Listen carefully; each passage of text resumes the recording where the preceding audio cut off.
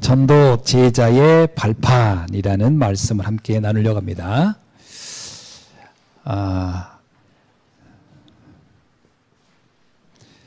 이 발판이라는 말은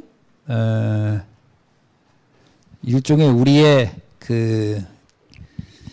기초 또는 반석 이런 의미가 되겠죠. 그래서 우리의 신앙을 어디에다가 두느냐가 아주 중요한 거죠. 그래서 사람이 평상시 하는 말은 어떤 면에서 그가 본래 가지고 있는 인생관, 세계관이라는 발판에 근거해서 하는 겁니다. 그래서 특별히 이렇게 막 긴장해서 하는 말 또는 어떤 걸 의식해서 하는 말보다는 평상시에 하는 말이 더 중요해요. 자, 예를 들어서 우리 기숙기 권사님 오늘 기도 참 은혜롭게 잘 해주셨는데, 이제 우리 기권사님 시험 들지 말아요. 이제 우리 기권사님도 한 얘기는 아니고. 자, 여기서 기도할 때에 우리가 어떤 기도를 하겠어요? 하나님, 저 고민이 많아요. 걱정돼요. 염려도 많고요. 막 이것도 막 걱정되고 저것도 걱정, 이렇게 기도하는 사람은 없을 거예요. 여기서 기도할 때는 어때요? 하나님이 하시면 할 수 있습니다. 능력을 전 믿습니다. 기도하겠죠. 그러나 평상시에 하는 말이 더 중요한 거라. 평상시에 하는 말이 만약에 어떡하지? 그럼 그게 사실은 나라고 말이에요.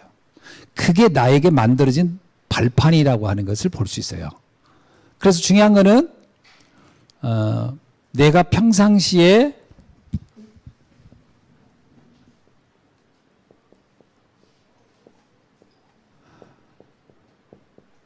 어떤 생각을 하고 있느냐, 이게 굉장히 중요합니다.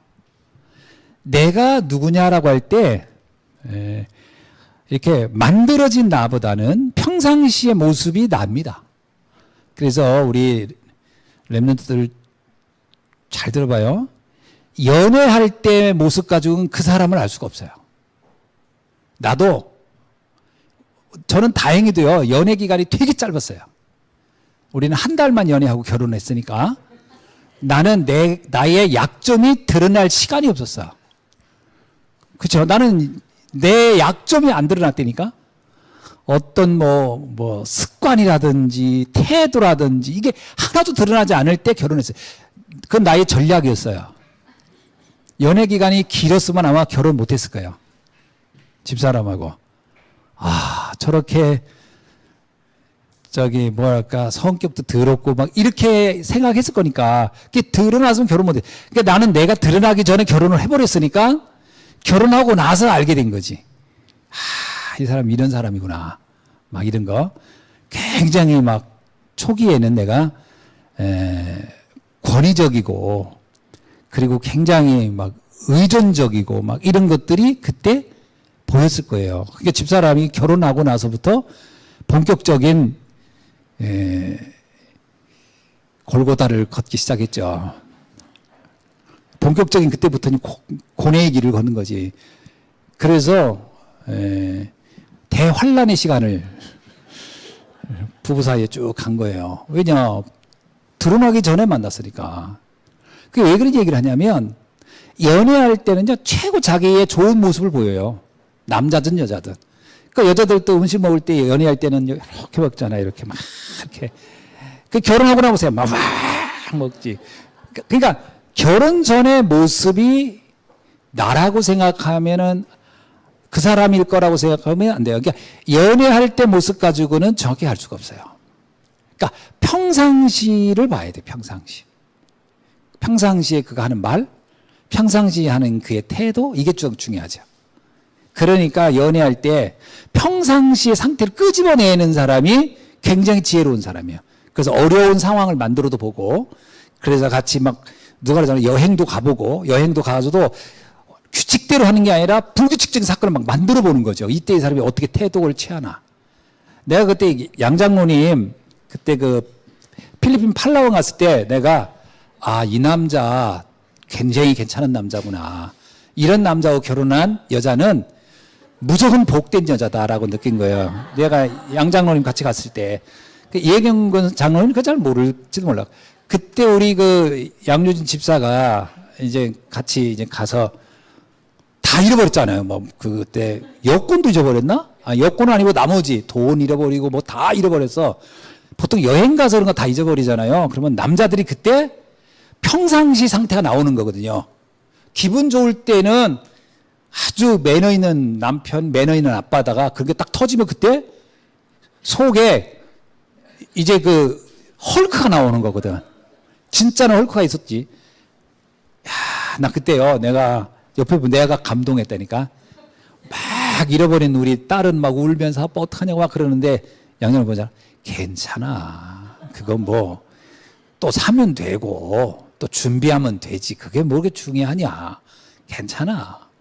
근데 그게 나는 그냥 막 딸이 너무 당황해서 우는 걸 위로하려고 하는 건 줄 알았어. 근데 자세히 보니까 그게 아니라 평상시 상태가 그런 거야. 뭐 그거 뭐 대단해. 뭐 가지고 없으면 또 만들면 또 사면 되고 뭐 가지고 뭐가 문제예요. 그죠?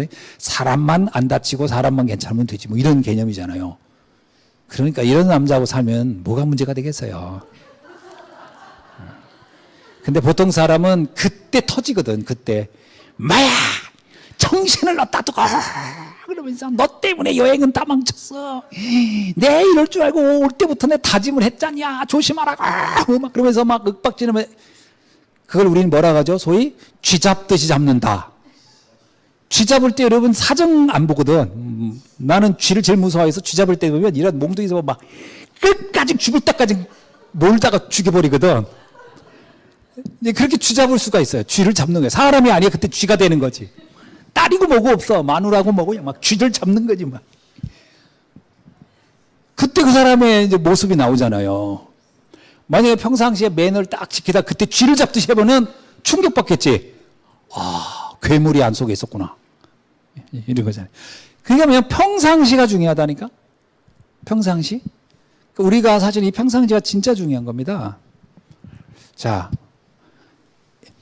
근데 우리가 이 평상시에 무조건 생각을 하는 거냐? 생각을 하면 안 돼요. 생각을 안 할 수는 없어요, 사람은. 근데 생각이 대부분이 긍정적일까요? 부정적일까요? 한번 물어볼게요. 긍정적인 쪽입니까? 부정적인 쪽입니까? 우리 생각이. 몇 프로가 긍정이고 몇 프로가 부정일까요?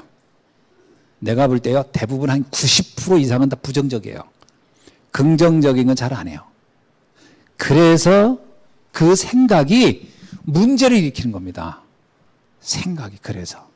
그러니까 생각을 많이 하면 사로잡혀가지고 우울증 걸리고요. 그리고 생각을 막 하면 사실 실제보다 더 과장된 생각을 하게 돼서 나중에 막 치가 떨리고 막 우라가 치밀고 막 이렇게 돼요. 생각은 그렇게 사람을 끝이 없는 그 불안과 염려와 분노로 끌고 가기 딱 좋아요. 그래서 이걸 어떻게 하라? 전부 기도로 바꾸라. 기도는요, 대상이 있는 거기 때문에 생각은 그 주체가 납니다. 그러니까 나니까 내 입장에서 보면 다 억울하고 다 화가 나고 다 승질나고 막 이런 거지. 그러나 주체를 하나님의 입장에 놓고 생각하면 뭐냐? 하나님이 이럴 거 아니야. 야, 너가 그게 그렇게 흥분할 일이니? 이렇게 나오는 거죠. 요나의 사건 알죠? 요나의 입장에서 생각은 어땠죠? 나는 저 아수르 사람 다 죽었으면 좋겠어. 다 죽었으면 좋겠어. 저것도 다 저주받았으면 좋겠어. 이게 요나의 생각이에요. 요나는 생각한 거예요. 기도를 안 한 거예요, 요나는. 하나님은 뭐냐면, 야, 너는 박농쿨 하나 때문에 막 미치려고 하고요. 박농쿨 하나가 막 말라 죽으니까 그때서 막 이 더위에 미치려고. 요나가요, 박농쿨을 그늘지니까 막 살판 나가지고 너무 좋다. 하나님 너무 감사하다 하다. 박농쿨 딱 죽으니까 막 난 죽고 싶다고 막 그래요. 생각은 그 별게 아닌 박농쿨도 뭐라고 하냐면 죽고 싶은 생각이 들 만큼의 생각은 확 확산되는 거예요. 여러분 생각해 보세요. 박농쿨 하나가 말랐다고 해서 죽고 싶은 사람이 세상에 몇 명이나 되겠어요. 요나는 그 생각에 꼬리를 물고 가니까 죽고 싶은 거예요. 요나가 뭘 안 했냐? 기도를 안 한 거예요. 하나님이 무슨 의미로, 하나님이 왜 나한테 니느웨로 가라고 했을까? 생각을, 모든 분노가 일어날 수 있죠. 분노를 하면 기도를 했어야 되거든요. 하나님, 저는 진짜 니느웨 가기 싫어요. 그 사람들은 원수 아닙니까? 막 이런 얘기를 놓고 하나님께 기도를 했으면요. 대상이 있어요. 그럼 하나님이 뭐라고 했냐면 그들만 죽을 저주받을 싸겠냐? 너도 비슷하지 않았냐? 너나 그다 뭐 차이가 있니? 이러면 요나가 그때서 아 그랬군요.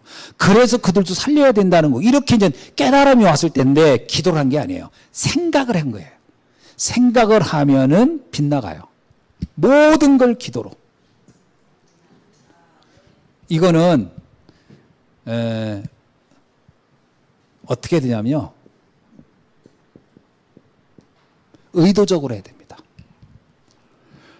생각을 기도로 바꾸는 건 저절로 안 돼요. 이건 의도적으로 해야 돼요. 의도적으로. 이거 굉장히 중요한 겁니다. 그래서 하나님이 우리에게 의지를 준 거예요. 의도적으로 질문을 해야 돼요. 하나님이라면 어떻게 했을까? 하나님이라면 왜 나에게 이런 문제를 줬을까? 의도적인 질문을 해야 돼요. 그러면 하나님은 마음의 응답을 주십니다. 이때 답을 주는 거예요. 이번에 그런 얘기 했잖아요. 저 남편 미치겠다고 막 우리 남편은 왜 저 모양이냐고 막 기도했더니 네 자신을 알라 그랬대는 니는 또 네 꼬라지는 어떠서 이렇게 응답이 온다 그러잖아요. 이게 기도를 하면서 하나님이라면 어떻게 하실까? 그래서 기도는 의도적으로 하는 겁니다. 그래서 예수님도 기도를 어떻게 하라 했죠? 이렇게 기도하라 알려줘 기도를 알려줬어요.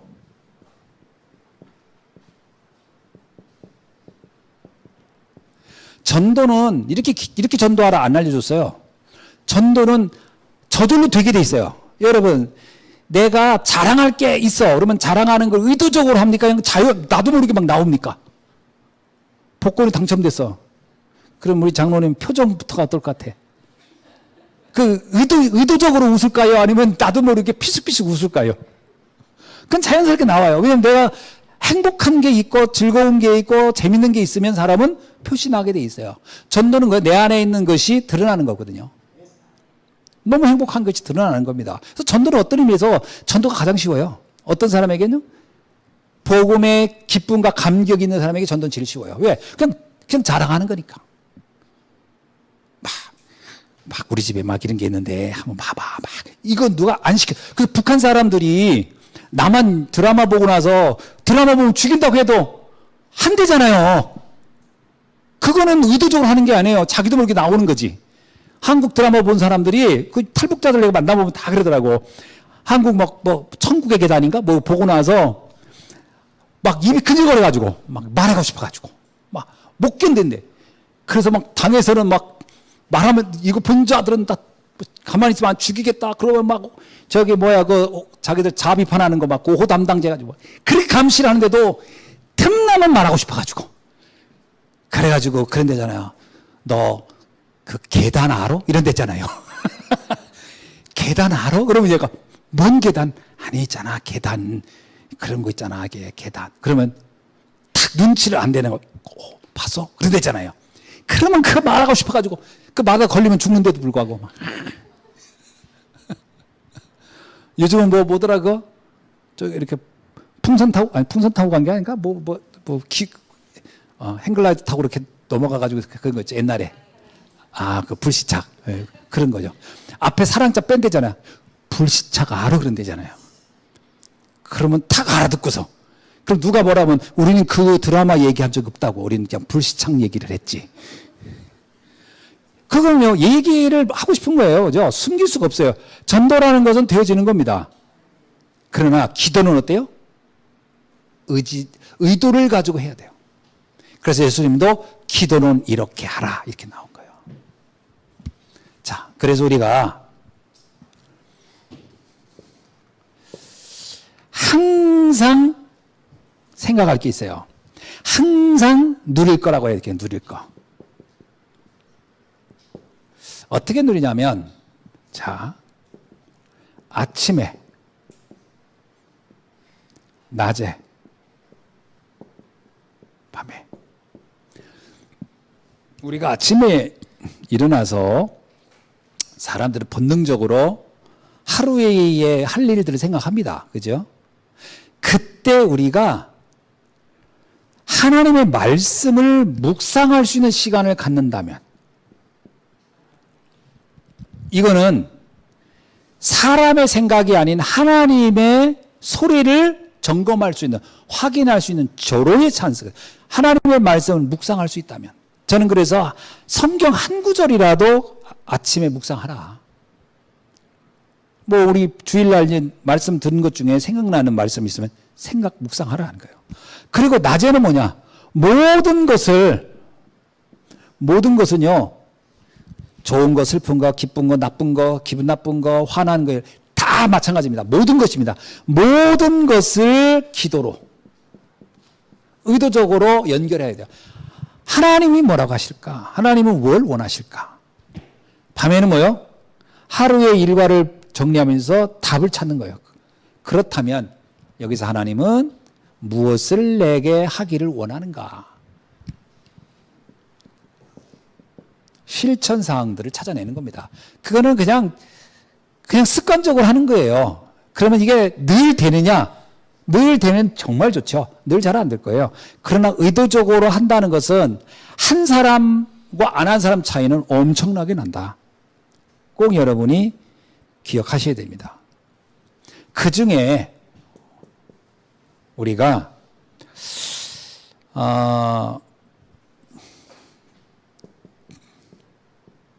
토요일은 특별히 우리 렘넌트 후대들을 위해서 하는 시간이잖아요. 자, 우리가 우리 후대들에게 토요일이라는 시간이 굉장히 중요한 시간인데 무엇을 전달할 수 있을까? 요즘은 금토일 시대 해가지고 이제 금요일도 토요일도 일요일도 다 쉬잖아요. 이 시간을 어떻게 채워줄 거냐라는 거예요. 중요한 거는 바쁠 때보다 한가할 때 사람은 무너지는 거거든요. 사람이라는 게 언제 실수하냐 하면 한가할 때 실수하는 거예요. 바쁠 때는 정신없어서 나쁜 짓도 못해요. 근데 한가하면 그때 사람이 무너지는 거예요. 그래서 우리 렘넌트들이 이때 무너지는 거예요. 토요일. 미국에서 지금 청소년들이 왜 마약을 하냐. 다 이때 하는 거 이때. 월요일날 하는 사람 봤어요? 월요일부터 금요일까지 못 합니다. 바빠가지고 학교 다녀야지 뭐 해야 돼. 그럼 한가할 때가 문제거든요. 이때 그래서 우리가 뭘 넣어줘야 되냐. 이때 예수님의 생애를 한번 점검을 해보자는 거예요. 예수님의 생애 중에 3년간 뭘 얘기했죠? 예수님의 첫 메시지가 뭐냐면 복은 이런 거다. 기도란 이런 거다. 예배란 이런 거다. 그러면서 유대인들이 지금까지 생각했던 걸 다 바꾸라는 거예요. 그렇게 하면 안 된다는 거예요. 다 바꾸고 다 버리라는 거예요. 유대인들이 지금까지 막 대단히 중요하다고 여긴 것, 그거 다 바꾸고 버려야 된다. 이 말을 했어요. 그러면 우리 청소년 렘넌트들한테도요, 지금까지 내가 생각한 것 중에 어떤 것들을 버려야 되는지, 어떤 것들을 바꿔야 하는지, 이런 부분을 점검을 해봐야 돼요. 많은 부분들이 바뀌어야 됩니다. 생각하는 것도. 사람들이 이런 생각해요. 막, 아까 내가 낮에도 메시지 했습니다만, 사실이라고 막, 대단하다고. 사실이, 드러난 사실, 여러분, 어떤 사람이 살인을 했어요. 근데 그 사실은 살인이야. 근데 진실을 보면요, 그 사람이 끊임없는 상처를 받아도 끊임없는 폭력을 받아서 맞으면 어떻게 방어하다가 죽을 수도 있어요. 진실은 다른 데 있을 수도 있어요. 사실보다 진실이 더 중요해요. 그죠? 그런 경우 많잖아요. 그걸 이제 검사, 변호사가, 이제 검사는 사실을 말하고 변호사는 진실을 말하는 겁니다, 원래. 그래서 누가 더 판사의 마음을 흔드느냐는 거예요. 그래서 검사는 사실을 말해요. 이 사람은 이미 죽이려고 작정을 했다, 의도했다, 막 사실을 얘기해요. 그러면 변호사는 뭐래요? 그럴 수밖에 없었던 진실은 다른 데 있다. 그동안 얼마나 구박을 당하고, 얼마나 모욕을 당했고, 얼마나 이런 얘기를 합니다. 자, 이제 마지막에 배심원들에게 말하죠. 여러분은 어떻게 결정하겠냐고. 진실인가, 사실인가. 완전 다르게 나올 수도 있어요. 우리 렘넌트들은 맨날 진실, 사실만 가지고 싸운단 말이에요. 그런데 여기보다 더 중요한 건 뭐냐? 영적 사실이거든요. 영적 사실을 어떻게 볼 거냐. 이거 대표적인 인물이 요셉이라고요. 그래서 요셉을 우리가 계속 얘기하는 이유가 거기 있어요. 요셉은 형제들에서 팔려갔죠. 노예로 갔죠. 그 다음에 억울하게 누명해서 감옥 갔죠. 그거의 진실과 사실을 다 놓고 보면은 답도 안 나와요. 결국 안들, 사실하고 진실을 안들. 요셉은 이럴 거예요. 내 인생은 되는 게 없네. 아마 이렇게 나올 거예요. 누굴 미워할 수도 없고. 형들은 오죽했겠니? 뭐 이러면서 이제 얘기하면은 이해는 되나? 그럼 내 인생이 달라진 게 뭐가 있어? 이렇게 될 거 아닙니까? 억울한 거 바꾸지 않아요? 안 바뀌어요. 근데 영적 사실을 딱 발견하니까 어때요? 감사하다. 하나님, 내가 애굽에 갈 수 있었던 게 축복이었군요. 완전 다른 차원으로 넘어가요. 우리 랩런트들에게 이걸 바꿔주고 버리게 해서 재창조를 하도록 만들어주는 겁니다. 이거 아주 중요한 얘기예요. 이거 안 되면 세상 살아가면서 계속 상처받고 그것도 양보하고 이해한다고 하고 그리고 이게 여러분 세상에 그 상담이라는 게 참 이게 묘하게 사람을 되게 그 뭐라고 표현해야 되나요? 상담을 하다 보면 이렇게 뭐는 줄 알아요? 착한 병에 걸리게 만들어요. 내가 감싸고 가야지. 내가 다 안고 가야지. 뭐 이런 비슷하게 돼. 그러니까 잘못하면요. 하면서 이상하게 자기는 우울해져. 옛날에 내가 상담 공부하면서 되게 우울해지더라고. 뭔가 다 나 잘못인 것 같아. 아이고야, 이거. 미안하고, 어떤 때는 이걸 미안하다고 해야 되는지, 억울한 것도 없어지고, 나중에 나를 자학하더라고. 재창조합니다. 뭐로 나오냐? 이렇게 나와요. 감사로 나와야 돼요. 감사하구나.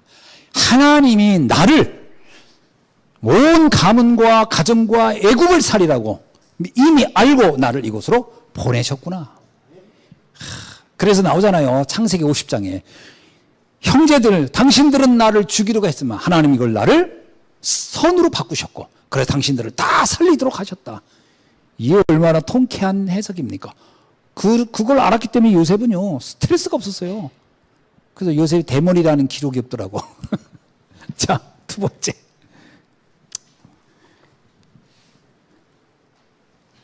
예수님이 마지막 40일간 무슨 얘기를 했죠? 메시지를 다 3년간 하고 마지막에 마가다락방 그 감람산에 다 부활한 이후에 주님이 제자들을 다 불러 모으고 40일간 사도행전 1장 3절 보면 40일간 하나님의 나라의 일에 대하여 이렇게 나와요.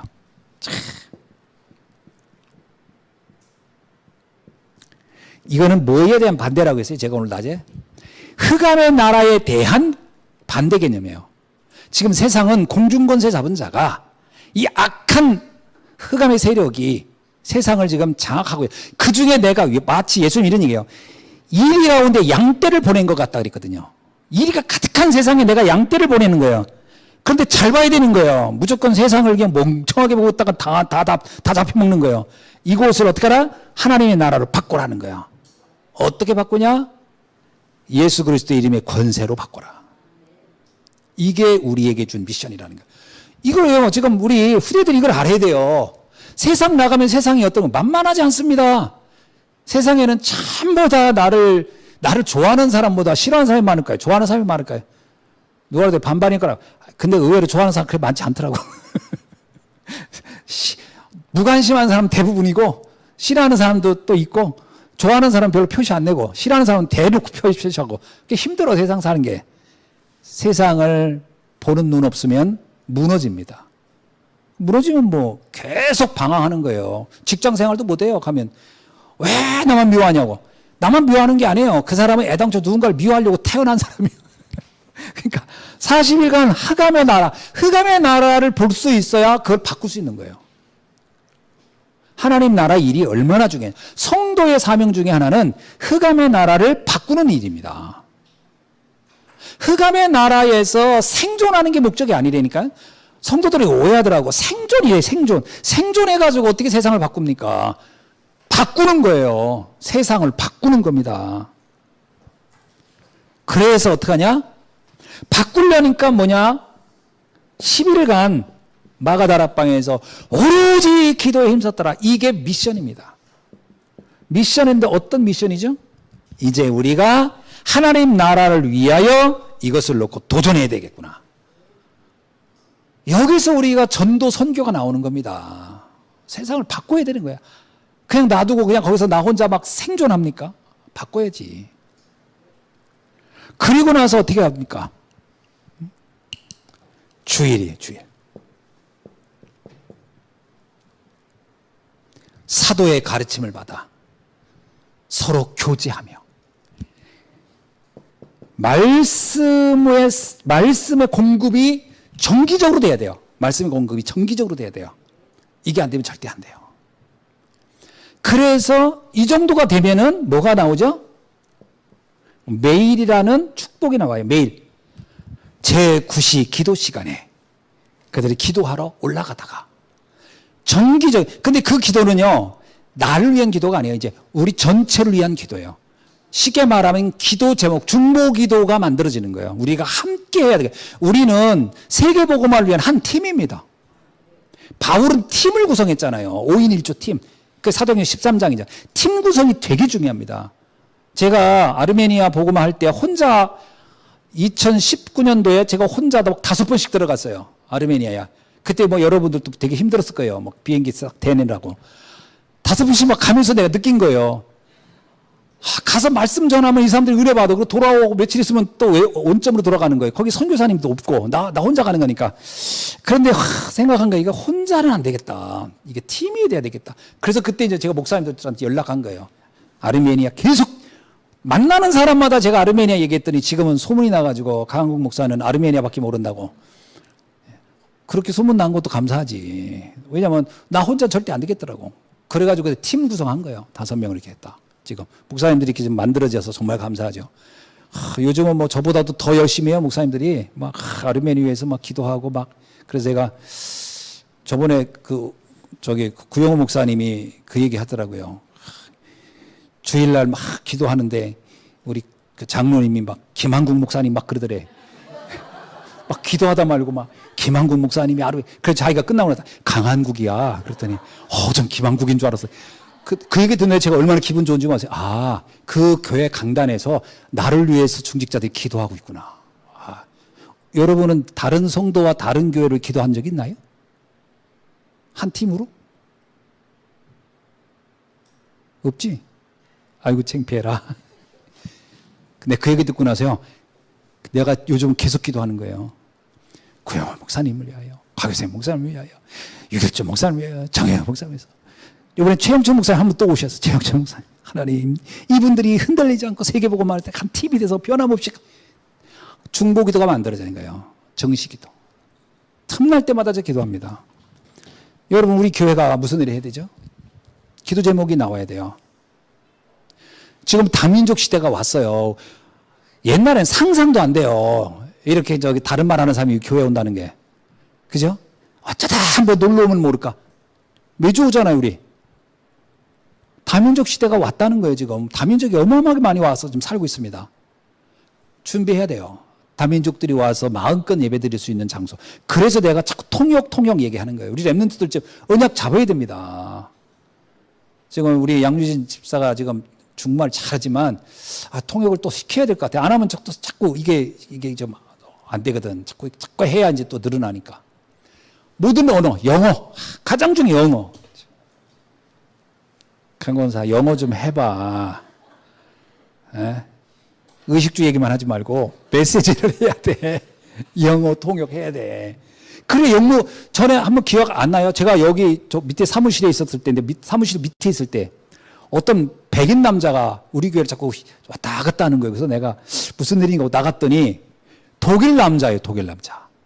독일 분이야. 오래된 일이에요.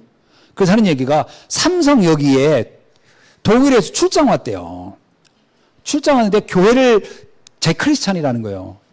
교회를 찾는데 독일어로 통역하는 교회에 있냐는 거야. 천안을 다 다 알아봤대. 자기가 이렇게 거기 회사 직원을 통해서. 그랬더니 한 군데도 통역하는 데가 없더라요. 근데 우리 교회는 밖에다가 러시아 말로 뭐 써놔가지고 지나가다 러시아 말로 써놨으면 독일어도 하지 않을까 해서 찾아왔다는 게 일부러. 그것도 누가 알려줬대. 거기 가면 무슨 교회가 있는데 그 교회는 밖에 외국인 이게 뭐 써놓은 거 보니까 거기 혹시 뭐 온 거예요. 우리 교회를 찾아온 거 일부러. 나보고 러시아 통역하냐고 우리 교회가. 참 러시아 독일어 통역하냐고. 그래서 내가 독일어 아는 사람이 아무도 없네요. 내가 이 번역기 가지고 얘기했더니 그분들이 예 죄송하다고 I'm sorry 가더라고.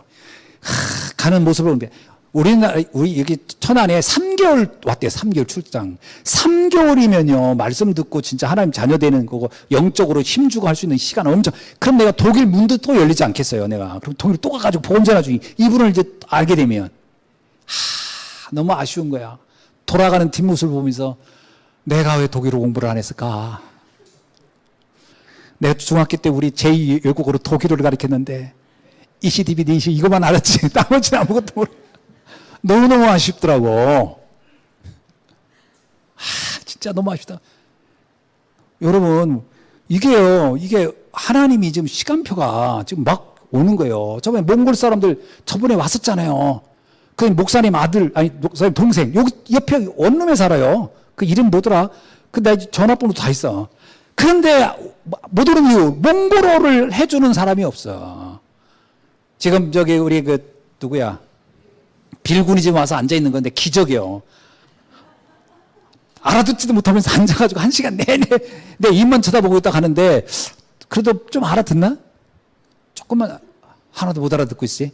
참 안타까워요. 난 빌군 보면서 주여 방언의 은사를 주셔서 내가 한국말로 하고 러시아말로 해도 저 친구 귀에는 몽골말로 들리게 하옵소서. 제가 이런 기도를 안 한, 진짜 이 방언의 은사라도 좀 달라고 내 기도 안 할 수가 없더라니까. 지금 이런 시대요. 막 오는데 준비를 안 해 우리가. 몰려오는데 우리는 아무 준비가 없는 거예요. 생각해 보세요. 음식점을 차렸는데 손님이 와가지고 음식을 요구하는데 무슨 음식을 요구하는지 듣지 못해가지고 주방장이 못 만들어주고 있다면 이거같이 황당한 주방장이 이런 황당한 식당이 어디 있어요. 준비해야지. 주여 아멘. 자, 다민족 시대가 왔어. 또 하나는 질병 시대예요. 사람들이 육신의 질병도 질병이지만 마음의 병이 너무 심각한 시대예요. 우리나라가 OECD 국가 중에 자살 1위입니다. 청소년. 이게 다 마음의 병이에요. 먹고 살 게 없어 자살하는 게 아니라니까. 다 집안은 괜찮아요. 그래서 어느 날 죽는 거예요. 그럼 부모들이 너무 황당해하는 거예요. 제가 왜 죽었을까? 그런 경우가 너무 많을 거란 말이에요. 우리는 좀 몰라서 그렇지. 질병 시대에 탑줘야 됩니다. 이게 우리에게 준 지금 중요한 시대적인 미션이에요. 교회가 이런 거 해야지 뭘 하고 있습니까 맨날. 우리 교회는 성도가 많았으면 좋지만 그건 중요하잖아요. 여러분이 그 사명을 감당하면 하나님은 필요한 사람을 불러줄 줄로 믿고 보낼 줄로 믿습니다. 그 다음에 우리 후대들이에요. 후대들이 다 좀 방황하는데 난 진짜 너무 안타까운 거예요. 아이들이 다 무기력해요. 왜 그러냐? 자신의 달란트를 못 찾았다니까. 내가 뭘 해야 되는지 몰라서. 그거 찾아줘야 됩니다. 달란트. 이거 우리 교회의 몫이기도 해요. 학교에서는 안 찾아줍니다. 그거. 나도 학교 다녀봤지만 우리 선생님들 진짜 관심 없어요. 내가 한번 선생님 우리 그 기수 선생님한테 가가지고 선생님 제가 뭐 하면 될까 했더니 자식아 그걸 왜 나한테 묻냐 자식아. 네가 알아서 해 자식아. 그리고 귀뚱이가 한번 치더라고. 야 그날 이후로 뭘 묻지를 못하게 무서워서. 예? 우리 친구 중에 하나가 뭐 기술 뭐 하다가 물었다니까 목사 선생님 앞으로 직업이 뭐가 자식아 인마 네가 살아보면 알 거 아니야. 그런 학교를 우리는 다녔다니까. 그러다가 자식 공부하는데 방해한다고 나와 이 자식아. 그 몽둥이로 막 패버리고. 이건 뭐 도대체 학교인지 무슨 뭐 군대인지 선생님들이요 이 일도 많고 이게 하나의 직업이기 때문에 신경 못 씁니다. 그러다 가끔씩 이제 뉴스에 나오지. 선생님이 뭐 학생을 위해 그게 왜 뉴스 나온 줄 아세요? 천에 안에 만에 안에 있을까 말까 일이 일어났기 때문에 나오는 게 뉴스에. 거의 대부분은 관심 없어요. 그럼 부모님은 관심 가냐? 부모님도 먹고 살기 바빠서 애들은 집에서 꿈을 누구하고 나누는 줄 아세요? 만화책 보면서 꿈을 나누고 비슷한 수준의 친구하고 꿈을 나누고 있어요. 뭔 답이 나오겠어요 거기서? 어휴, 말씀 다 끝났네. 그래서 5번째, 주일입니다. 주일은 뭐하냐? 주일에는 진짜로 영적으로 흔들리지 않는 영적인 망대를 만들어주는 시간이에요. 이게 굉장히 중요해요. 제가 오늘 아침에도 그 말씀을 드렸는데, 우리 구역장들 모임에. 제가 전에 이제 그 전국 목사 사무 수양회가 있어가지고 강릉을 갔는데, 강릉에도 그 방파제 있잖아요, 방파제. 방파제에 막 불도저가 그리고 포크레인이 거기서 일을 하더라고요. 가는 방파제마다 그거 하더라고. 그러니까 이제 여름을 대비하고 준비하는 거예요. 모래 갖다 더 하기도, 모래도 다 쓸려가고 그러고. 근데 방파제도 무너지고 그런 거예요. 그거 다 보수하는 거예요. 방파제를 만들 때 가보세요. 거기다 테트라포드라고 하는 삼각형으로 된 거 있잖아요. 이런 거. 그런 게, 그게 1톤, 2톤인가? 2톤에서도 100톤까지 있대요. 사이즈가. 100톤짜리도 있대요. 근데 우리나라의 해변에도 놓은 건 대부분 50톤짜리 정도 넣네요. 50톤. 말이 50톤이지. 50톤이면 어마무시하게 큰 겁니다. 이제 이런 걸 이제 싸요. 그래서 이제 파도를 막는 거지. 방파제를 보호하고. 근데 2020년인가? 그 강릉에, 울릉도에 태풍이 불었는데, 마이삭이라는 태풍 이름이 불러왔어요. 그 테트라포트 그게요, 50톤짜리가 3개가 날아가가지고, 터널을 막았어요, 터널을. 그게. 생각해보세요. 50톤짜리가 태풍이 날아간다니까? 그 태풍이 보통이 아니에요, 이게. 잘 생각해보세요. 우리 인생이라고 하는 삶을 살아가는데, 내 인생의 방파제라고 합시다. 파도가 계속 치죠. 그것도 무시 못해요. 어느 날 보면 물 한 방울이 계속 떨어져서 바위가 구멍 뚫어지는데 파도를 계속 치면 어느 날 보면 그 방파제 다 무너집니다. 계속 보수해야 돼요. 거기다 태풍 한번 무너치면 어떻게 해요? 날아가는 거예요. 우리 인생이 수시로 이 말 저 말 듣는 것도 보이지 않게 나를 무너뜨리는데 한번 환란이 확 몰아치면은 신앙이고 뭐고 다 때려친다니까. 그게 이제 테트라포트 날아가는 것처럼 내 인생은 날아가는 거지. 쫙 이러고. 그래가지고 그럴 수가 있다니까. 이거를 계속 매일매일 다져야 그게 보존되는 거예요. 그게 어느 시간이냐? 주일이라고. 예배는 나의 영적 상태를 점검하고 보수하고 그리고 이것을 세우는 시간이에요. 그래서 주일 예배에 무심하면 삶이 조금씩 무너지는 거예요. 그러다 어느 날 환란에 한번 딱 물어쳤다? 그러면 그냥 끝나는 거예요. 굉장히 중요한 시간. 주일을 성공해야 됩니다. 아멘? 목사님이 가장, 이제 전뿐만 아니라 다른 목사님도 마찬가지인데, 목사님이 가장 불안하게 여기는 성도가 누군지 아세요? 뭘까요? 성질이 고약한 성도? 아닙니다. 다 그 성질 따라 하나님 다 쓰시니까. 어떤 성도가 불안한 줄 아세요? 예배 시간에 안 보이는 성도예요. 예배에 안 보이잖아요. 그러면 마치 파도에 그 방파제가 무너지는 것처럼 처음에는 못 느껴요. 근데 계속 들락날락 하면서 이 파도가 치면 어느 날 이게 조용히 유실된다니까. 삶의 축복이 유실돼요. 그거를 계속 점검하고 보수하고 그리고 세우는 게 뭐다? 주일 예배다. 아멘? 내가 이런 얘기를 저번에 러시아 가서 했더니 성도들이 할렐루야 하고 다 일어나서 박수 치더라고. 아멘 그러면서 한 명 일어나서 박수 치면 정신 이상하나 했더니 다 일어나서 박수 치니까 그것도 은혜되대. 그래가지고 왠지 그 박수 치는 시간을 자꾸 만들고 싶어가지고 기억하세요. 주일 예배는 우리 인생을 보수하고 점검하고 보수하고 세우는 시간이다. 그래서 이 주일 예배의 가장 중요한 게 뭐냐면 로마서 10장 17절입니다. 믿음은 들음에서 마며 들음은 그리스도의 말씀으로 말미암느니라. 말씀을 듣는 만큼 우리의 믿음은 뿌리를 내리고 견고해지는 거예요. 꼭 여러분이 기억하시고 주일의 시간이 여러분이 가장 힘을 얻는 시간. 그래서 주일에는 예배를 딱 드리고 났을 때 힘이 나야 돼요. 이야, 맞아. 말씀은 역시 살아있어. 하나님의 말씀은 역시 내 길의 등이요 내 길의 길이다. 이렇게 확신이 차서 가야 됩니다. 말씀은 살아있고 운동력이 있어요. 관절과 골수를 쪼개기까지 합니다. 우리의 인생을 바꾸는 건 말씀밖에 없어요. 말씀이 딱 잡히지는 주일이 되길 주의 이름으로 축원합니다. 자.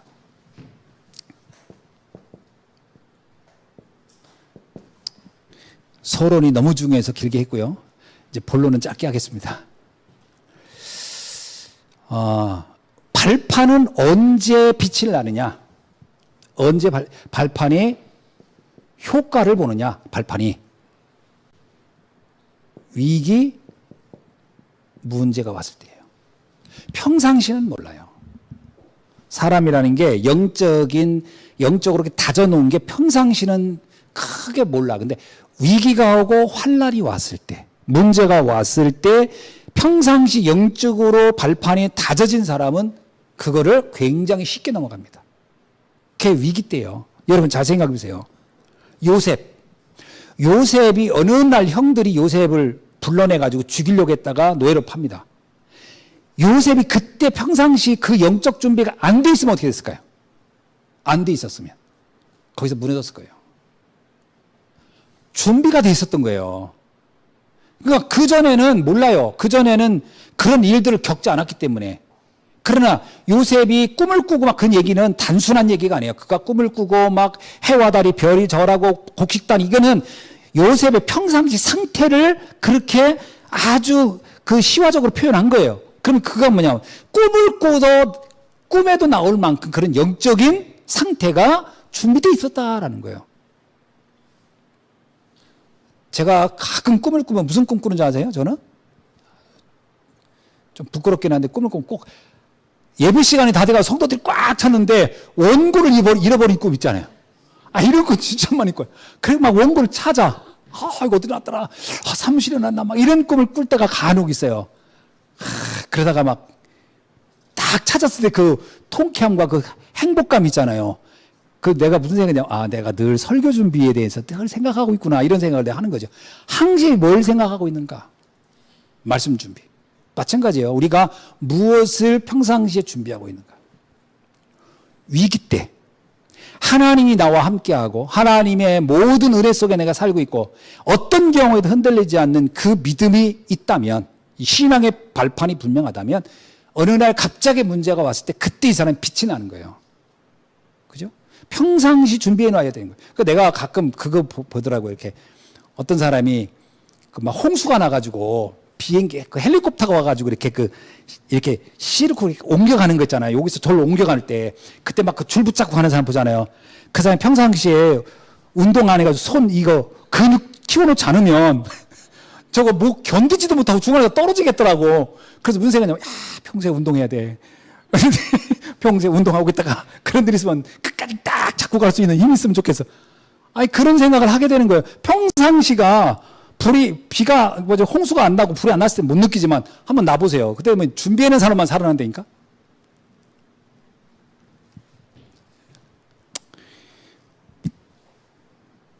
위기와 문제 왔을 때, 모세가 노예로 있을 때, 40년간 40년간 광야길에 있잖아요.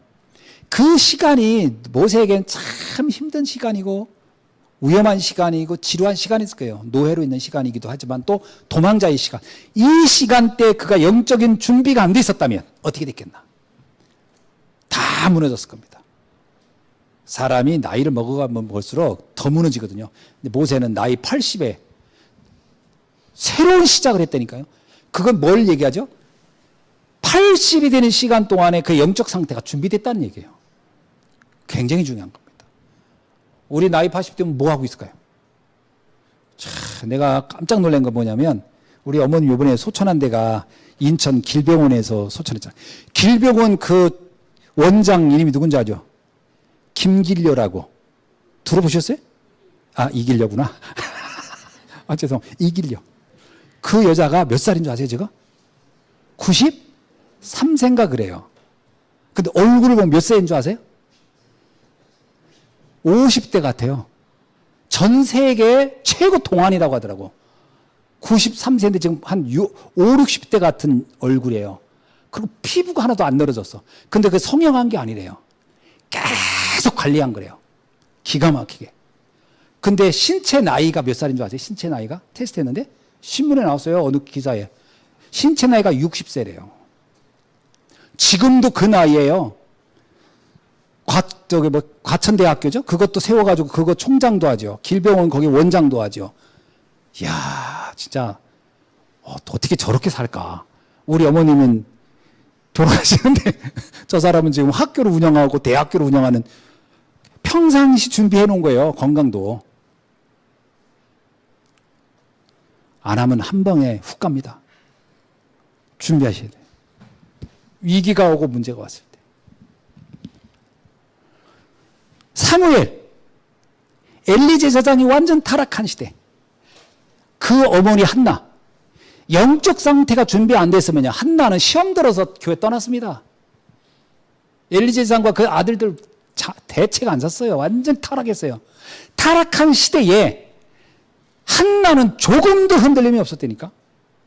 오늘날 잘못하면요. 주변에 무슨 얘기 좀 들리면 내가 덩달아 흔들려. 내 신앙도 막. 엘리 제사장 저랬대. 와, 막 교회 돈 다 훔치고 막 난리 쳤대. 그 아들 홈리와 비니아스 어떤 줄 아세요? 헌금 하나님께 바치려고 온 재물 있잖아요. 재물 오면 이게 딱 봐주고 맛있어 보이는 거 먼저 남들 기도할 때 확 가지고 도망가가지고 지대 다 삶아먹고 그랬어요.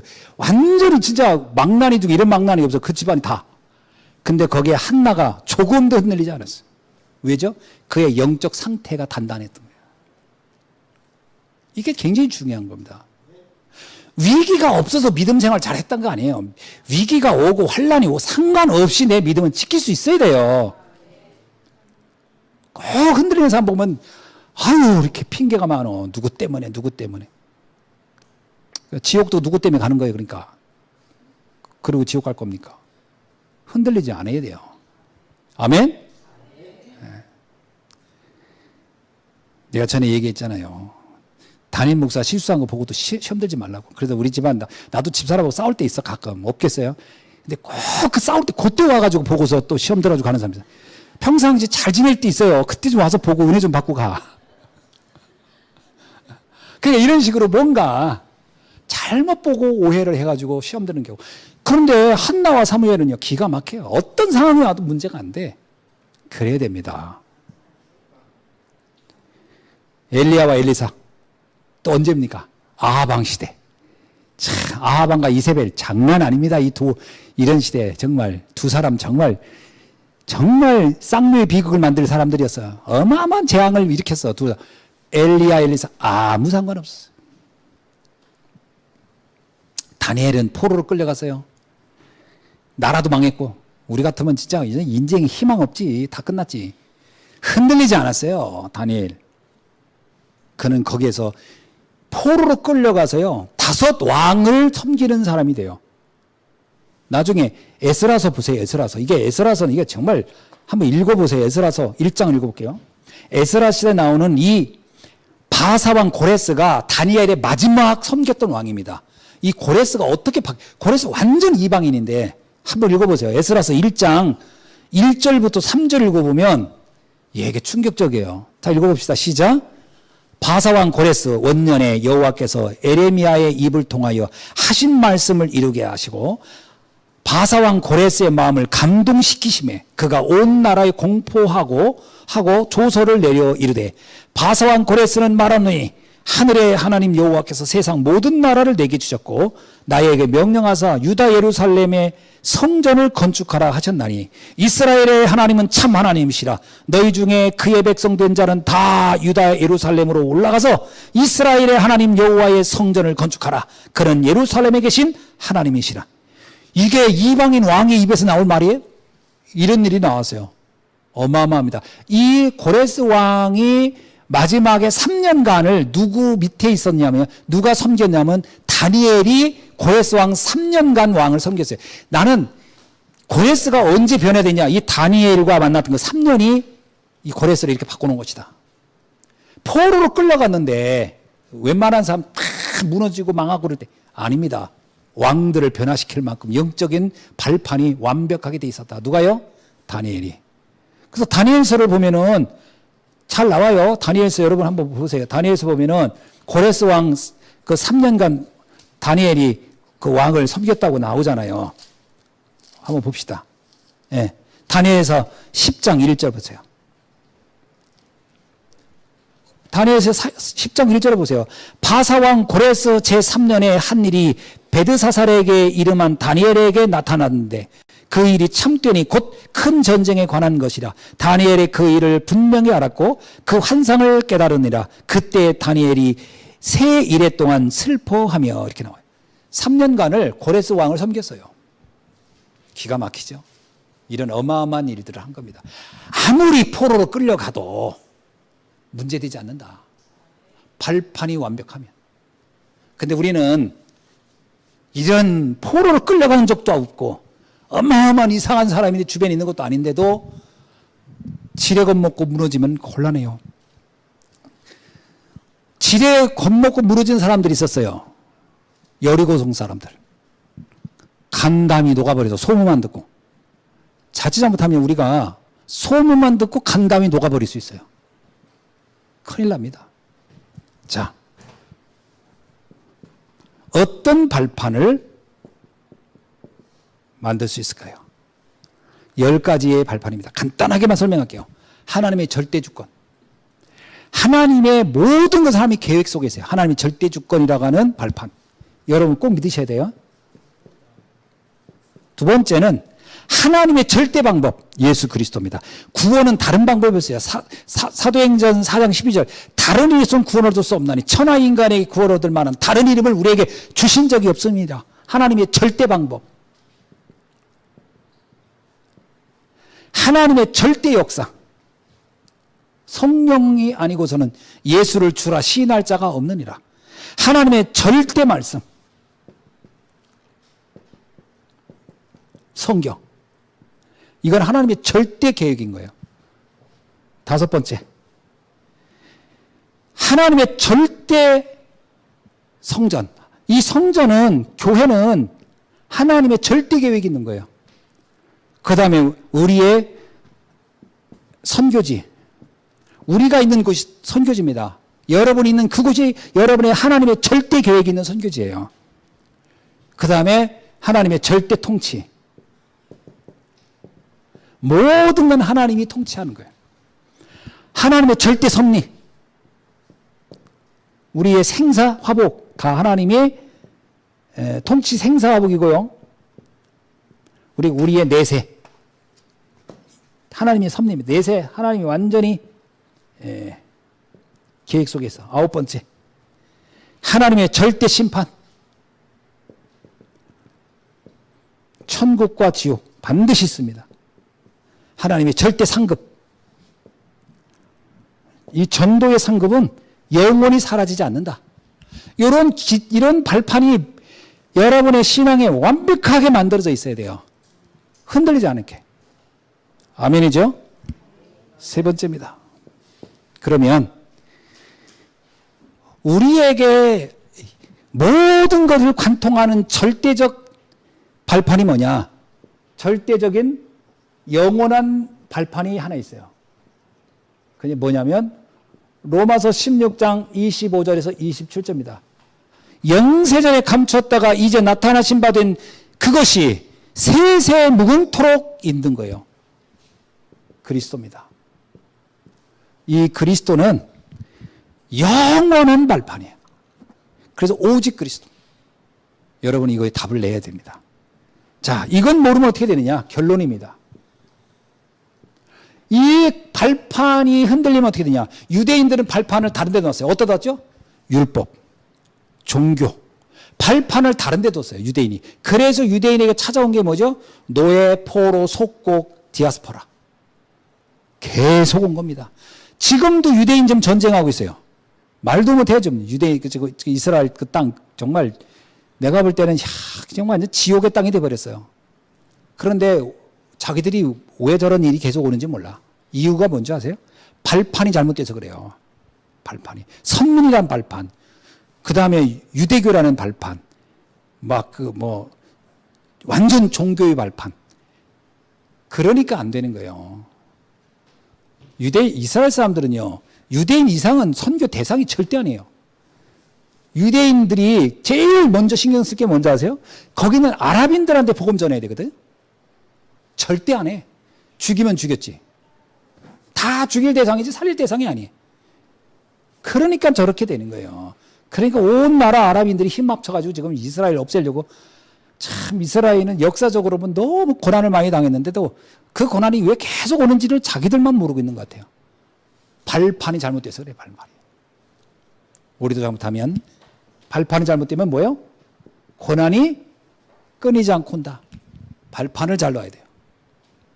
오늘 또 이 발판을 든든히 놓는 여러분 되시기를 주님의 이름으로 축원합니다.